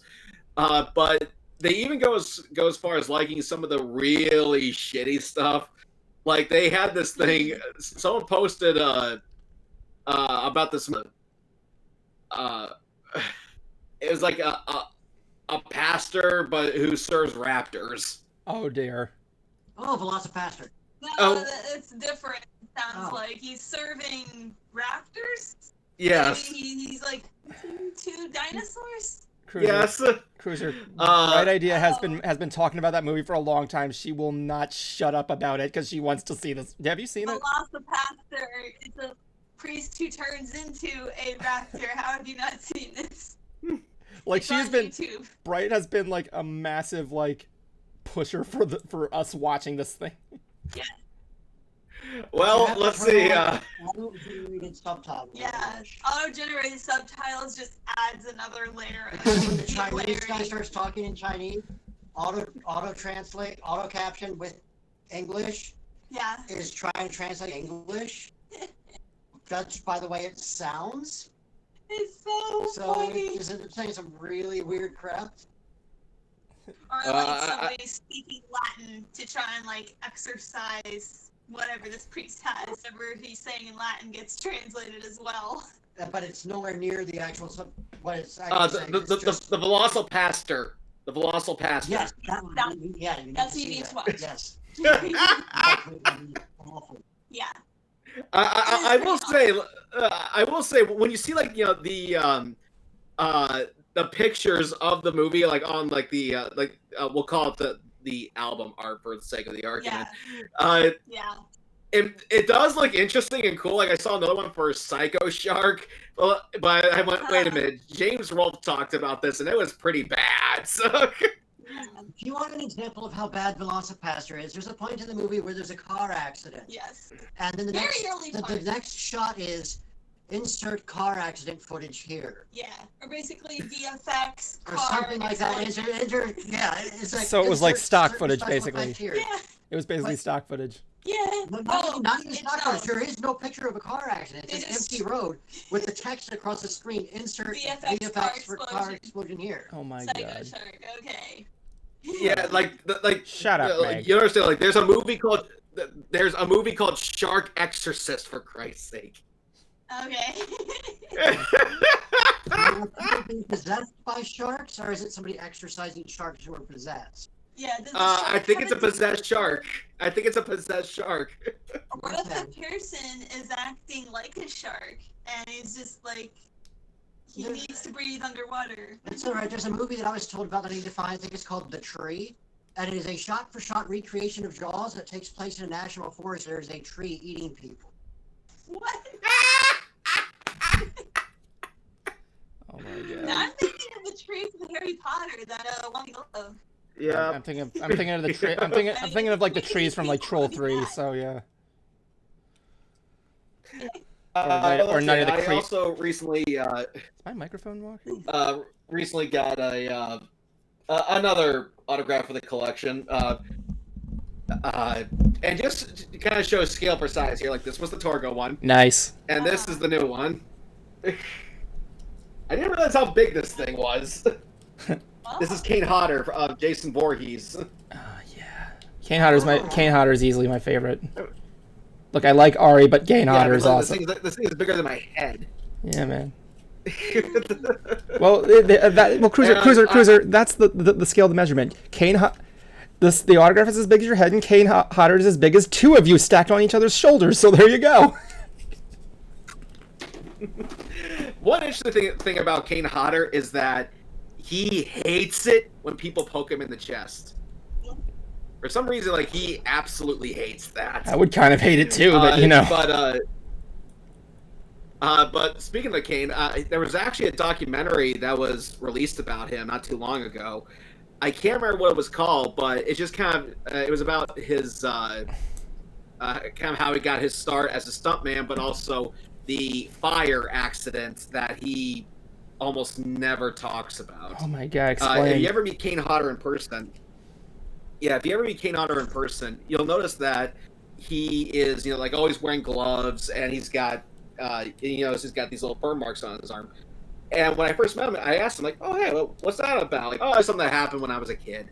But no, it turns out what happened was that he had just become a stuntman. He started doing movies, and some local newspaper outlet wanted to do a story on him. And he was going to do a fire stunt, for the press, and she'll take pictures and write about it. Well, something went horribly wrong. And instead of just like one little section of his arm going up in flames, it was like his whole like his whole top, his whole midsection. Oh. Yeah. And the press lady, she's just taking pictures. She's she thinks this is so cool. Little does she know, he was in actual pain. Something went wrong. And when she realized something went wrong, they put out the fire. Then tried to get to someplace quick. Turns out they were actually in the middle of the desert for this. Oh jeez. And yeah, and they didn't have first aid anyway. Yeah, I mean, they managed to find someone who was home, bang on their door, and try to get them into this woman's shower. And this woman's little girl is sitting there, in the living room playing with her toys, and sees this man who has like melted flesh falling off of him. Yeah, and I will say this: I never thought Kane Hodder was capable of tears. Yeah, she sees this Titanic of a man coming in. It's like, he is huge, isn't he? He's like really tall. Yeah. Oh yeah, he's massive. I think he's got like maybe 6'5", a little bit, maybe a little bit taller. What do you say it would match up to your one friend? One of my autographs from Outer Space actors. Oh really? Let's see here. Nice, no kidding. I loved playing from Outer Space. Such a sweet guy, too. You really get like at the autograph booth. He was having people sit down in the chair, put him in a headlock, and get a picture of them, like putting him in a headlock. God, man, getting an autograph from Plan 9, man. Yeah, a lot of these people will have like their own signature photo op pose. Like Kane Hodder, like he'll actually put his hands around your neck, and he'll put enough force on there so it looks like you're actually being choked, but there's still room for you to breathe. Cool. Like I'm looking at a picture of him wearing the gloves right here. I like his Jason Voorhees like sweatbands going up there. Apparently he's also an ICP fan. Who knew? I did. Really? Yes, I read his book. Nice. Okay, so I want to start the conversation here, Cruiser. Do you have Facebook open right now? I do not. Okay, do you have Messenger on your phone? Because I'm gonna just give you a little bit of a sidetrack here. Okay, I want you to react to this out in public. There's a joke in Mystery Brony Theater that involves a weed. I'm not gonna tell you what we watched because you said in the panel. I'm not gonna say anywhere else. But like there's one thing where you say where they say weed, and you say, "Can I smoke it? I have a bong." Well, I animated that, and I made you a bong, and I want to show it to you right here to see how it worked, because I think you're gonna know how it works. I just had to look this up, and I thought, yeah, I think this is gonna happen. I mean, if you like it, you like it. If you don't like it, fuck you. We're using this anyway. This is what it is, and yes, I'm only going to use this in Mystery Brony Theater, so I'm not gonna make a real version of this. Here you go. Okay, this like.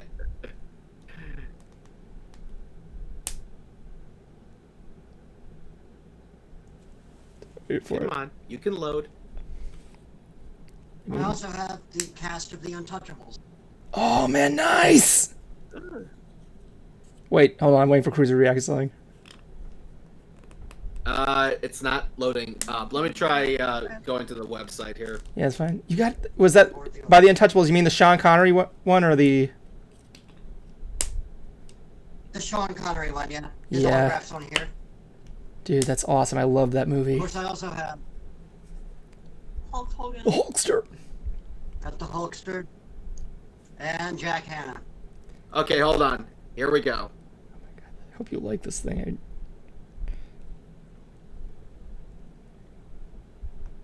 I can't find my Paul Savini autograph somewhere. Paul Savini? Tom Savini. Huge horror movie makeup artist. Tom Savini. Tom, yeah. Yeah. Waiting for. I don't know why I was thinking Paul. Yeah. You Yeah. knew what I was talking about, that's all. I would want to meet that guy so badly, because I love his effects. He's a really Why isn't this thing booting up? I don't know. I sent it to you. Yes, and that's how it's coming on my phone. Oh yeah, it's because it's a. Blackness. Okay, Cruiser, you gotta watch it without hitting the image. It's a vector and it's black, so that's why it's not appearing on the.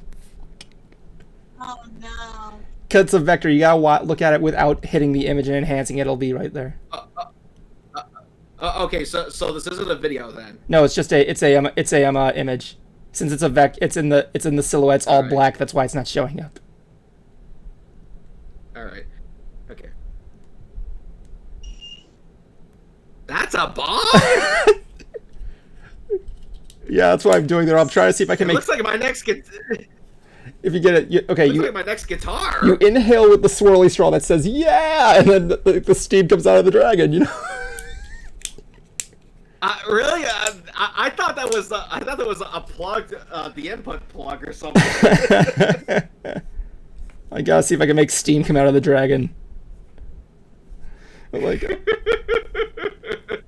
I was thinking about getting a regular bong, but then I look at all these ridiculous ideas for bongs, and I'm like, yeah, that's what I gotta make him a ridiculous one. Dude, I've seen bongs that actually plug into a wall outlet. Wait, you mean like Master Shake's belt? What does it do? I have no idea. Master Shake's belt? The chick magnet belt. Yes, exactly. Exactly. And speaking of Aqua Teens, Evan showed me this Carl video. Oh my god. Like, I was watching this, I'm like, this is Carl's, terrible. Like, I'm watching and I'm like, this is terrible and hilarious at the same time. My god.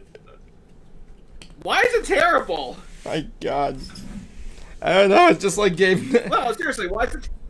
I don't know, it gave like no... I don't really remember much of it. It was like, it was kind of more like less encouraging, but more like your life's gonna fucking suck, you know? But like, go on. Come here, thoughts. Yeah, Carl is doing some sort of graduation speech. It's like, I'm Carl. And what, you think you're smarter than me because you have some piece of paper? Who cares? People ask me for my paper. But the one takeaway that Evan got was that Carl shops at Wawa. I also like how his graduation gown's just a garbage bag.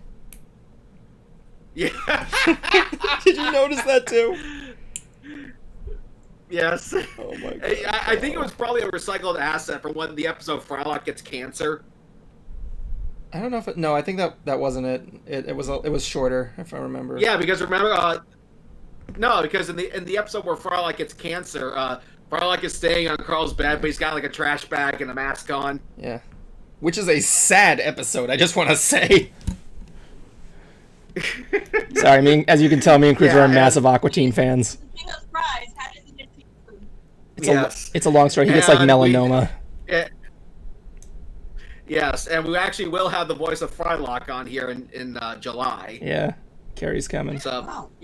yes.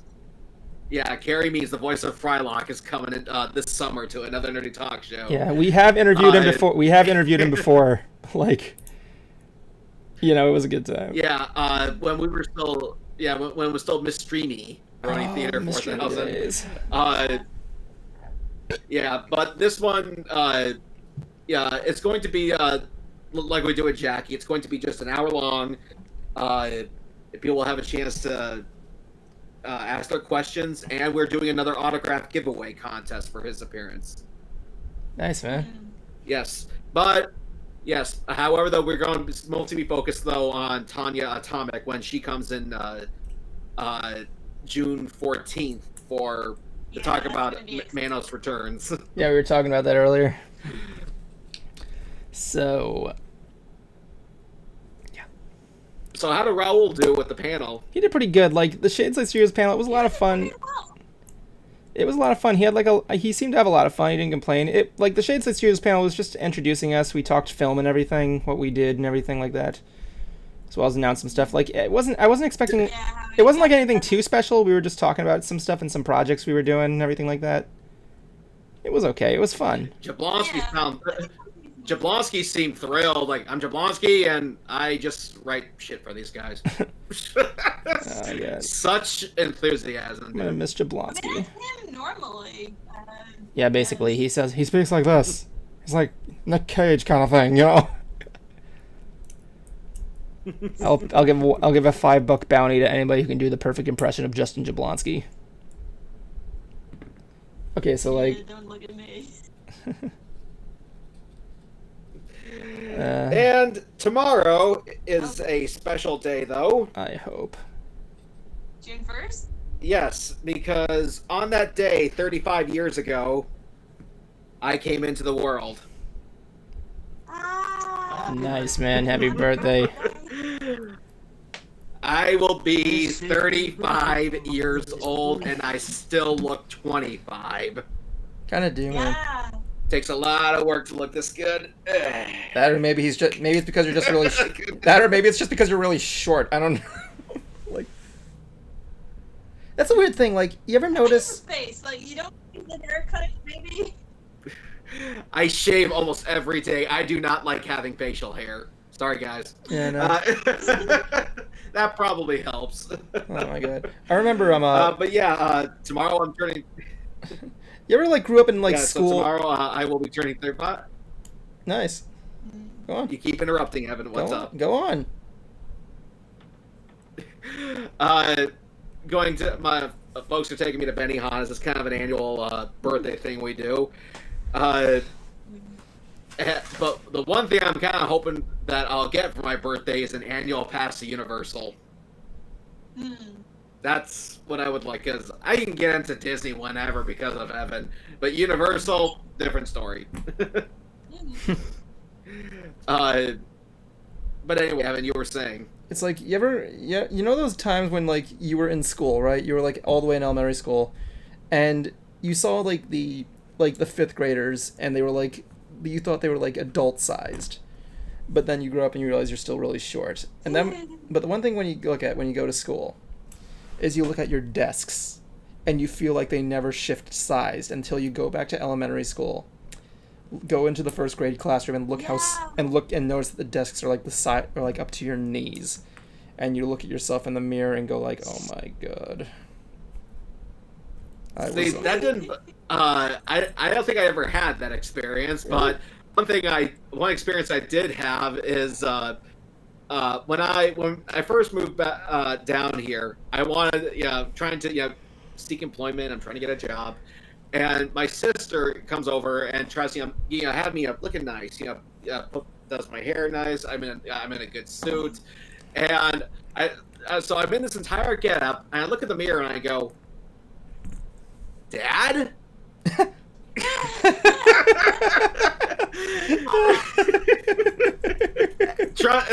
To everybody out there watching, trust me, you are going to have that moment where you look in the mirror and realize you are your father. Oh my god, I hope you have a big resemblance to your parent. Thinking about the whole going back and seeing the 1st grade size desks. I used to work on a school bus that drove for a summer Cajun children, and it was held in I am so elementary sorry. It was great. The kids were wonderful. Really? But we got on, like, I stopped to use the bathroom at the school because it was at elementary school, and it was like a 1st grade bathroom, and like the toilets are like this, and I'm like, oh yeah, that's right. Yeah, that happens. You ever know the same thing happens when you go into like a church? Like squat down, super low, use the urinal. Oh no. It's like the same thing happens when you go to like a church or something. So is that cool? No, but I remember one public bathroom that we went to. I think we're on vacation somewhere, and for the handicap stalls, like before they had just the rails, so assist yourself. Yeah, of course. They also had like some sort of like seat booster. Well, the seat booster was like about that big. What? And you do not want to have to take a shit in this thing because there will be splashback.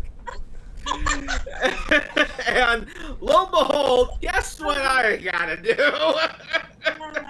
Why were you in the handicap stall? My God. Yeah. That was the one that was open. Yeah. No, you gotta go. There was a Yeah. church that I went to once where the flushers were crosses and both sides of the cross would go down the Was it like It was where like- one it was- side is for like number one, No, the other side it was is like the two? toilets you see like at the mall or whatever. It's got the metal pole sticking up, but it was a cross with both arms acted as the actual handle to the flushers. Oh my God. So it was a holy flush. It really was like Did you guys ever? You guys ever heard of pay toilets? because they were gilded and everything. Paid toilets. Okay, so there are these toilets. No. In the UK, I know that. There are toilets that Store. you have to pay money to use. Pay toilet? Yeah, it's a thing in the UK. Wow. Huge thing. Why? And you have to pay to get in. Just imagine if you had to pay to get out. Oh. Yep. And you know that only sounds like a bad idea because it's probably a bad idea. Hell, James Rolfe actually did a video on it, I think. Wow. It's so funny. That is hilarious. Yeah, I think James Rolfe did a video on it where you know it's bullshit. A video about different And a lot of those pay toilets, when you go out, they have a special like disinfectant spray that sprays in once you leave the booth and close it. So it closes and it sprays the entire thing down with not Lysol, but something very similar. I remember the comedian Jim Gaffigan. He was talking about a Japanese public toilet and said, "You're cleaner when you left before you walked in." yeah. But he said, "You use an American public toilet, you leave with PTSD." Yeah, as much as I don't like Dane Cook, I remember I like some of his stuff. Like he has some funny stuff, but one of my things was him using a public restroom. I like how he opens up saying, "First of all, in a public restroom, I gotta ask, why is everything wet?" Like the sinks, the toilets, the grounds, like. Yeah. Anyway, like here's the thing. There's actually this ice cream shop that's in Florida somewhere. I forgot what it's called. It was like Slavsky's or something, and there's this bathroom that's like, it's like a glass box. You can see literally everything in this bathroom. So you go in the restroom and people can see you inside. Except but you know, it's a joke bathroom. It's also the women's room, may I add, for some reason. But so the moment you lock and the moment Bathroom. It's Yep. like, who's laughing? and the moment you lock the door, the windows fog up. And it's so funny. Oh, okay. So Yeah, it's like that's a joke. Predator. Only he's like crapping. You could live any sci-fi like I've ever I've used. seen some of those public bathrooms that are completely glass, but it's two-way glass, and on the outside it's the mirror, but on the inside you can see everything going on around you. Oh my God! But that's the thing. And these are placed like in the middle of city streets and shit. Oh yeah, there's like one way. I never See them understood. from the outside. Yeah. I never understood the point of having a mirror right in front of the toilet because I don't want to look at any of this. Okay. Okay. Okay. So in I've never seen the point of having a picture of Jesus right in front of the toilet. so You sit down and Jesus. oh my God, I got a funny Or story. you're standing up and Jesus. Okay, let Evan tell Okay. the story. In New York City, I was in New York City during Christmas time in Times Square. And Charmin has a building there that advertises it to be the cleanest bathroom in New York. It's like you go in there and you use this restroom and they like go in, they clean it, and they come out and they make it look spotless and everything. So yeah, I did it once when I was in like high school and I thought it was fun. So we find it again this year. It's like I'm out of college. It's like me, my mom, my sister, and the whore. So basically we go in there and because I got to use the restroom, whatever. I got a picture with the Charmin with the Charmin bear because there was a costume mascot in there. Short line. So I go in there. I'm like, okay, I gotta make this. You've got to be kidding me, because apparently each room has a theme, and my theme was a cheering crowd. There was like a crowd of people on the wallpaper. All you hear in the bathroom is like a cheering crowd. I'm like, you have gotta be kidding me. Wow. I was in that restroom for 10 full minutes. Well, you know what? There's this gag product. It's not for sale at Spencer's for some reason, which is weird because I think it would do good at Spencer's. But basically, it's those little plastic collapsible rings that you weave the toilet paper tube through to mount on your wall or whatever. Yeah. Well, this thing, every time you go to pull it, it talks to you. Oh, my grandmother used to have that. It plays like a sometimes it plays like a song or something like that. I used to have one that used to do that. Yeah. Yeah. And like, what the flying fuck? Like, really? And to make matters worse, somewhat worse, Spencer's started selling another one gag item. It was no tear toilet paper. Oh, I used to have one of those things. They're a pain in the ass. Yeah, what you do is that you basically just get rid of all the other toilet paper rolls out of the bathroom, and you leave the no tear one in there. Like, that is horrible. I gotta do that sometime, man. I gotta go to like pinch a penny down at Rehoboth Beach and just get one of those things, just put it in one of the stalls or something. It's like that soap that makes you itchy or something like that. Oh my god! The soap that actually makes you dirty. Yeah, I know what you're saying. I think we lost Bright. Bright, we lost you. God, yes, Bright, where are you? It's dark. Turn on the light, Bright. Ah! Well, you turned on the light. She turned on the light. There we go. Hardy har har. Women's Pure Story Cruiser. Our Wi-Fi is not Yeah, up to par. Well, basically, there's another toilet gag product that Spencer sells where it's no rip toilet paper. Oh. Yeah, but what you do is that you. Thing I read in a bathroom reader where like there was a country where like in America you have the toilet paper, it's terrible, like you can tear it, and the money is like pretty sturdy. And like in France or I don't know whatever country, the money is easy to tear up, but the toilet paper is harder to tear off. So it's like reverse. It's like you should use the material you use for your money to use for toilet paper, and use whatever you use for your toilet paper as what you print your currency on. See, that's the real reason for the riots. Oh my god. I don't know which country it was. I could be wrong, but yeah. I'll tell you one thing though. You are never too poor for good toilet paper. Okay, that is a law, people. I live off ramen noodles if I can use the fluffy stuff. God, I remember seeing a video of a guy who had a broken sink and he was able to replace the corner of it with a thing of ramen noodles. I think Bright saw that actually. Oh, you know what? Someone on YouTube actually tested that. Can it work? It didn't work. Of course it didn't work. Oh. Yeah. Gag. It didn't work. But what was even worse is that someone tried doing the same thing with a skateboard.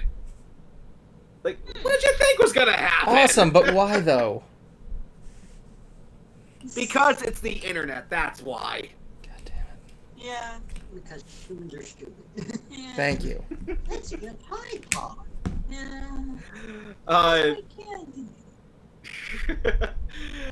And now I had a chance to tell a little bit of this to Evan, so I figured I might as well tell it to our audience, whoever's listening. Okay. I have been playing the Friday the 13th game, and I recently got to play as Jason Voorhees. Now, when you play as him, it's totally random. You don't know if you're going to be a counselor or if you're going to be Jason. There's 8 people per match, so your odds are 1 in 8. And lo and behold, like my 3rd or 4th time trying to play this thing, I was Jason 2, or the second Jason, basically. And Bag, right? I got what's that? Jason 2, that you talking part 2, that's when he has the bag, right? Yeah, potato sack Jason is what people call him. Jason's sack. And I am doing horrible as Jason. I have like no practice with him whatsoever, and so I'm like, please let me kill somebody. Come on, like I gotta find somebody. And Jason like actually has these powers. Like he can teleport, he can morph around the map. I can believe it. He can do fatalities, we'll call them. And well, he was in Mortal Kombat, yeah, so we'll call it fatality. Yeah, we'll call them fatalities. That's basically what they are. And I'm like, please let me kill somebody. And somehow I managed to at least kill 2 people. But is the game fun? But it's fun. It is. I like the fact that you can actually play against bots, because one of my biggest problems with these types of games is that they're dated. The second these things come out, that those servers are now on a clock, and you don't know how long those servers are going to be around. Yeah. Now, sometimes you'll find a dedicated fan base, and they'll create their own servers so you can still play on them, but you might not get lucky. So the fact that you can play against bots on this thing, I think, is a saving grace for it. Plus, there's also mini challenges that you can do to try to unlock, various collectibles, and there's even this thing called a virtual cabin where you can kind of, explore, everything that you've collected throughout the game. It is definitely fun. I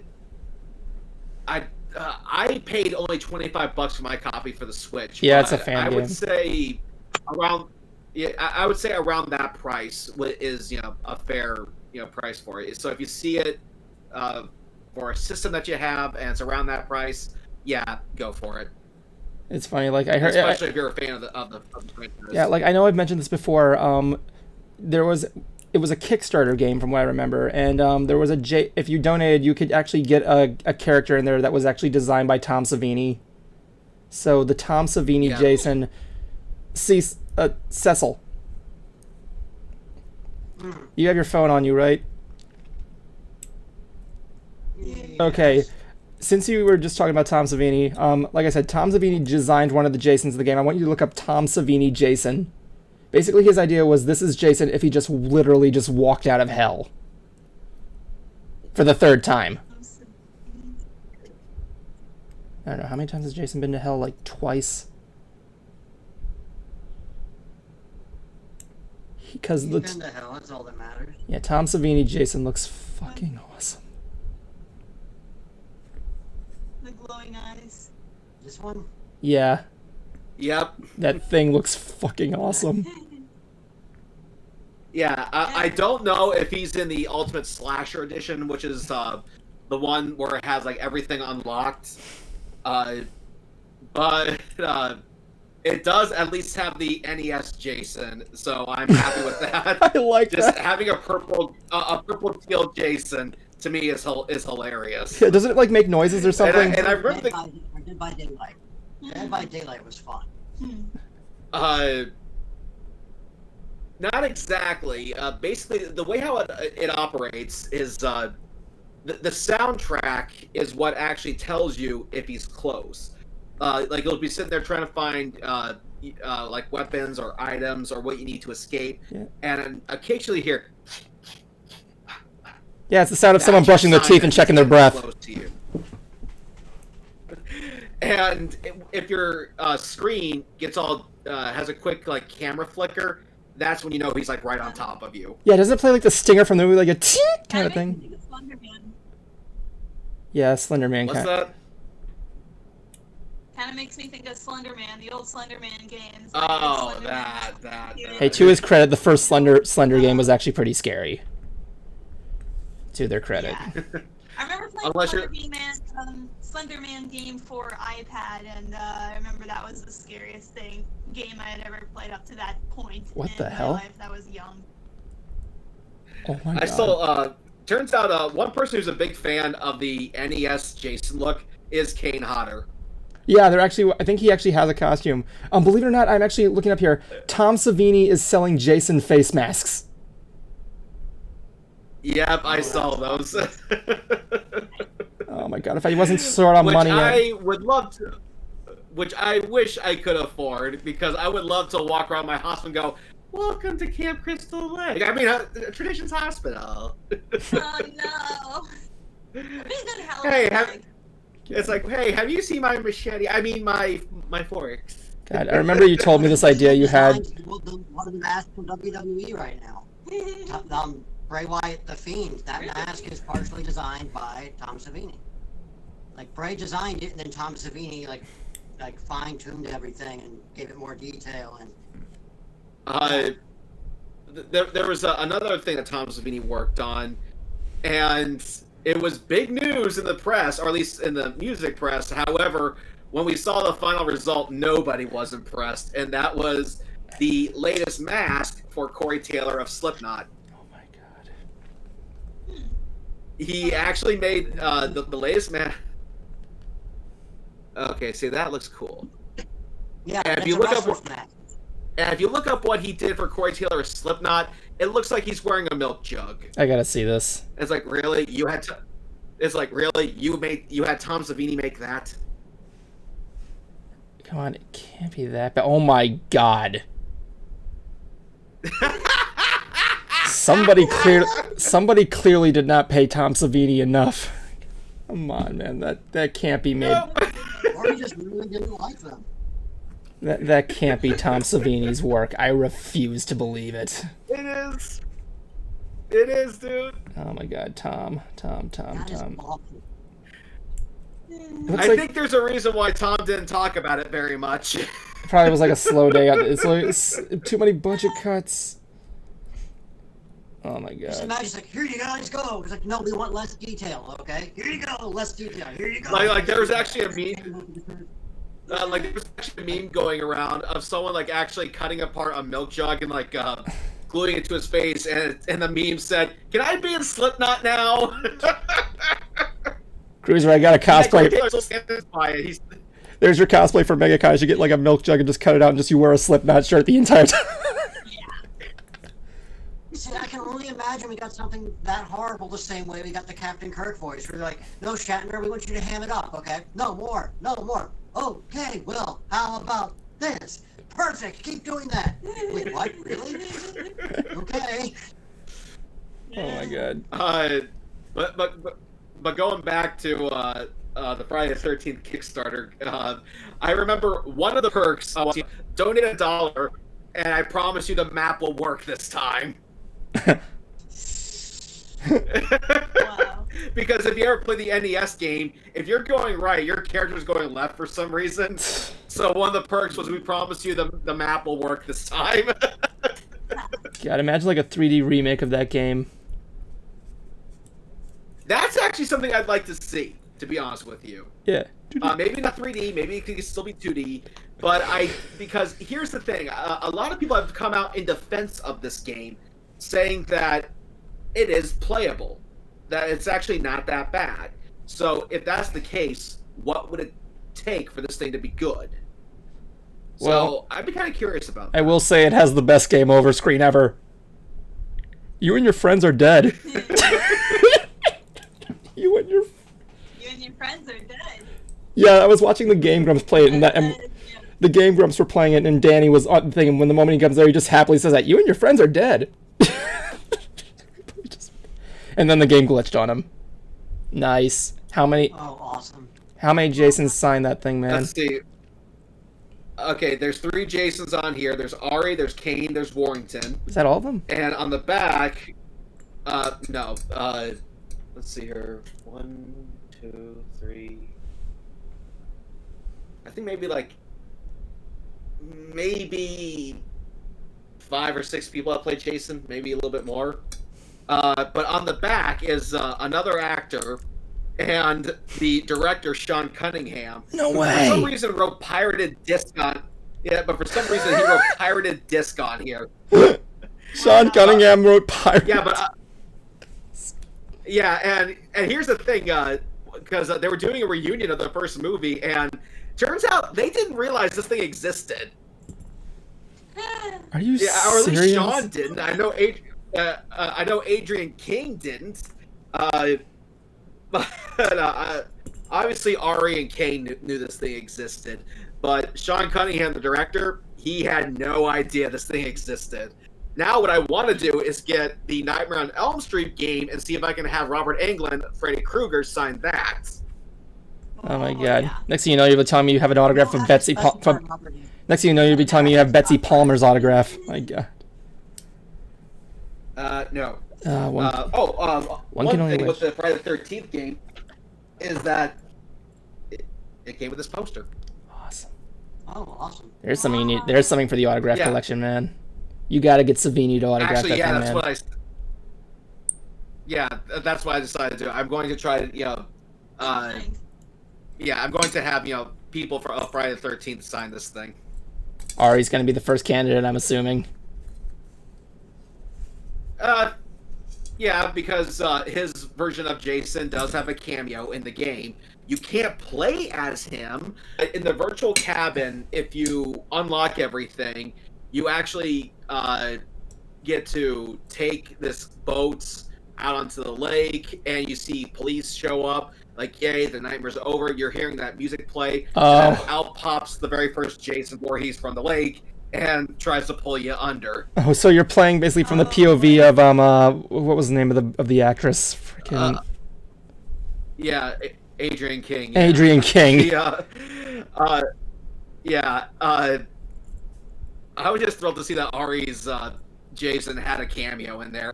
Like I said, you can't play as him, but he was just thrilled that, again, it's in the game. Because Yeah. I think that Jason gets a little overlooked, and yeah, you can kind of see why, because he had, granted, a very big scene, but, Jason's always known for the hockey mask and the tough brute strength.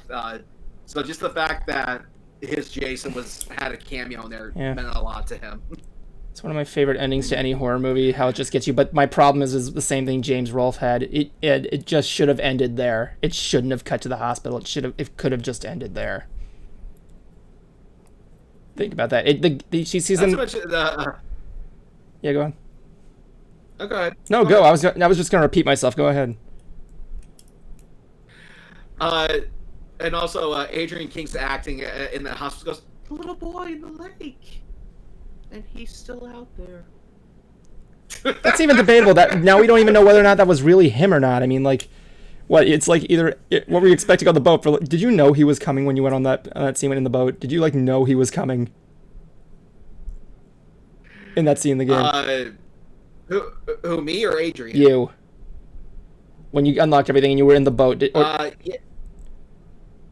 Well, that's just it, Evan. I haven't unlocked everything. Okay. Yeah, it's either that or you were expecting like an arrow. Go on. Well, Ari had revealed this before I had ever purchased the game, before it ever came to the Switch.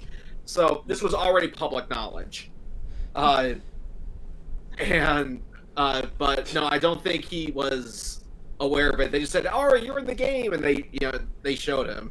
Got it. Well, I can imagine there's if you can get another version of that scene, instead of Jason hit you, Kevin Bacon shoots you with an arrow. Or something like that.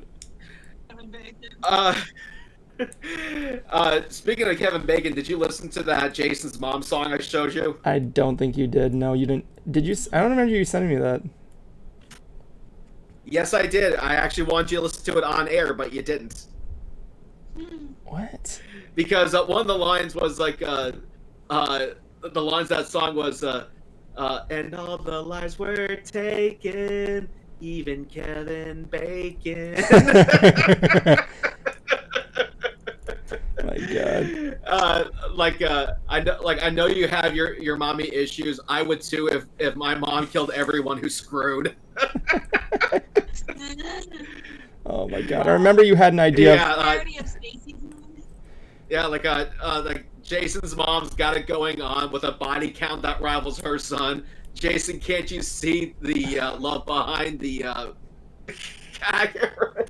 the love behind the killing spree? I don't know what's going on, but I love Jason's mom. So apparently, there's a Friday the 13th Garbage Pail Kid card, and his name is Jay, son of Voorhees.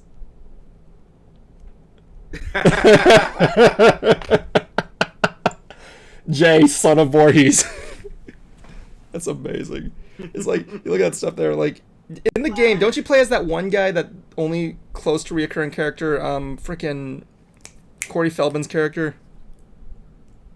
That's only if What was your it? character, one, gets killed, and two, one of the other players radios him for help. Yeah, what was his name? One of the people who died will actually come back to help you. What was his name? Fucking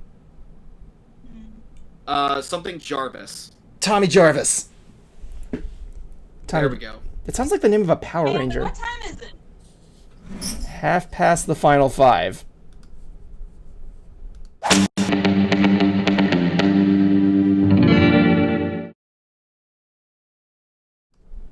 Okay.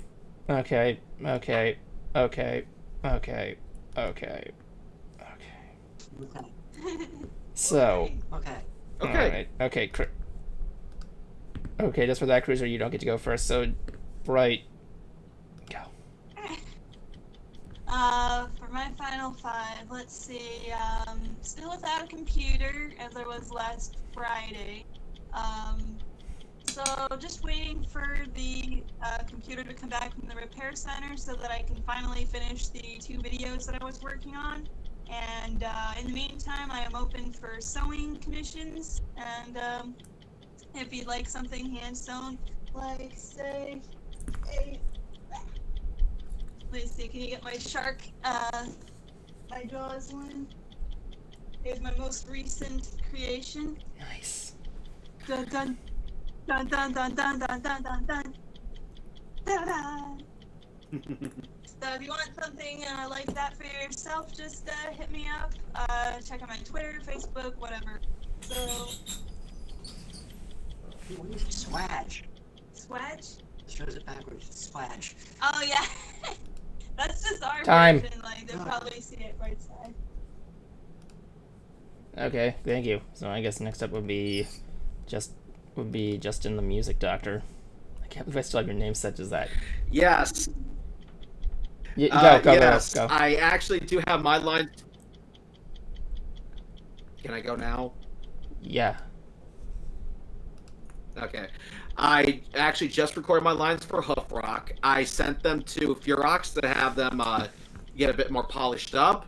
Both Furox and Evan will have a cameo, and so will EG Studios. He will be back for this. So the new Hoof Rock will be coming to you soon. And tomorrow I'm 35. Happy birthday to you.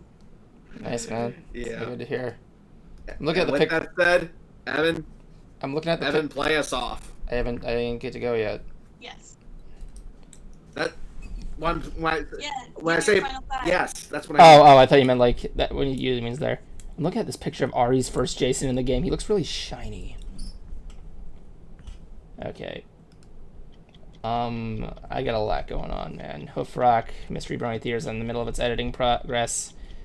I'm gonna be seeing who I can get to help out with writing jokes, be it Cruiser, Aki, or Zach, or anybody else there. Maybe Bright can join in. But like, thing is that like we're working on that as much as possible. I want to thank everybody for attending the panel yesterday. It was a fun time, and yeah, hope you guys are staying safe out there. With that said, that concludes tonight's episode of Ants. Cruiser, I don't know if I ever told you this, but you know the noise Jason makes in Friday the 13th, that whole ha ha ha thing? Do you know what that? Yes. Yeah. Do you know what that really is? That's the sound of someone brushing their teeth and checking their breath. You know, you know what I'm saying?